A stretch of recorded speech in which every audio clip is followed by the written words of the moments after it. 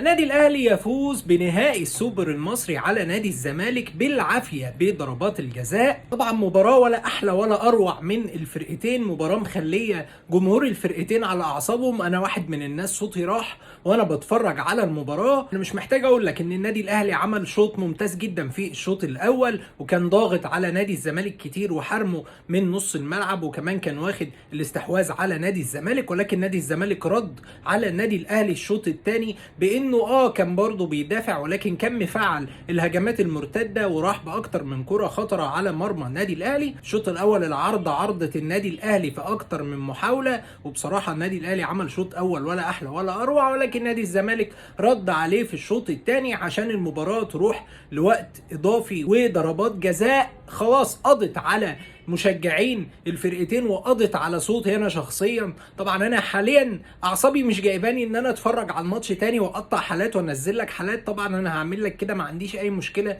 ولكن بكره مثلا لما الواحد يهدى شويه. ولكن اللي انا عايز اقوله النهارده ان محمد عواد عمل مباراه كبيره جدا بالنسبه لنادي الزمالك، سواء كان في الوقت الاصلي من المباراه او الوقت الاضافي او حتى في ضربات الجزاء. محمد الشناوي لسه لحد الان بندور على ايده.